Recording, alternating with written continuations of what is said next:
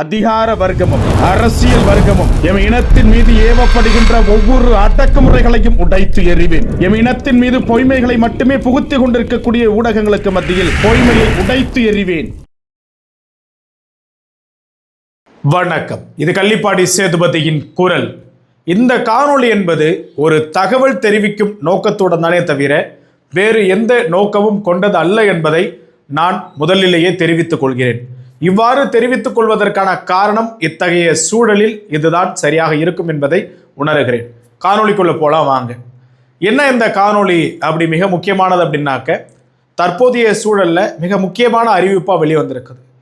இது நாள் வரை பாட்டாளி மக்கள் கட்சிக்குள்ளான உட்கட்சி விவகார பிரச்சனை என்பது முடியும் என்று எதிர்பார்த்து காத்து கொண்டிருந்த தருணத்தில் தற்போது அந்த பிரச்சனை என்பது மிகப்பெரிய பூதாகரமான பிரச்சனையாக உருவெடுத்து விட்டது. இனி இந்த பிரச்சனைக்கு முற்றுப்புள்ளி வருமா என்கிற கேள்வியை பிறர்கள் முன்வைத்தால் அதற்கு நம்முடைய பதிலுமே முன்னாடி சொன்னோம், வருவதற்கான வாய்ப்பு இருக்குது. இப்போ கேள்விக்குறியாதான் இருக்குது, யாருக்குமே தெரியல.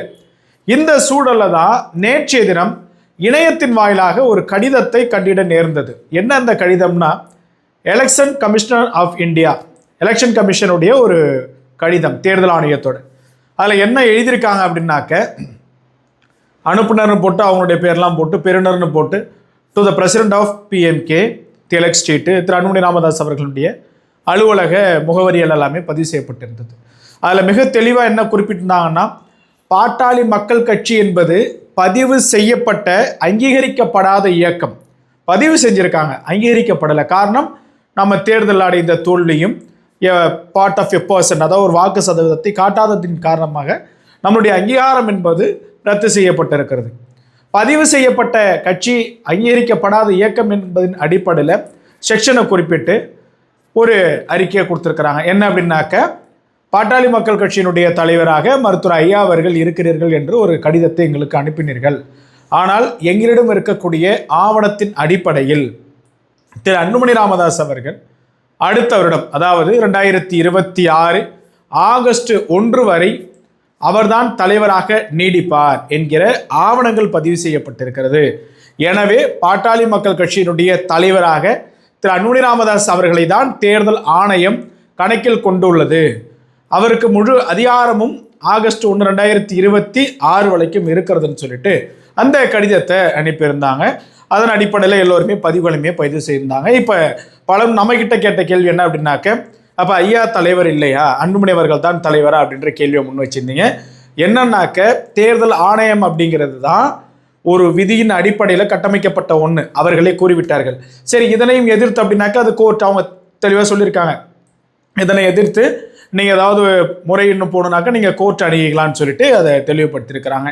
இந்த சூழலில் என்ன அப்படின்னாக்கா, மருத்துவர் ஐயா அவர்கள் தற்போதைய தேர்தல் ஆணையத்தினுடைய கடிதத்தின் அடிப்படையில் நிறுவனராகவும் மருத்துவர் அன்புமணி ராமதாஸ் அவர்களும் தலைவராகவுமே இயங்குவார்கள்.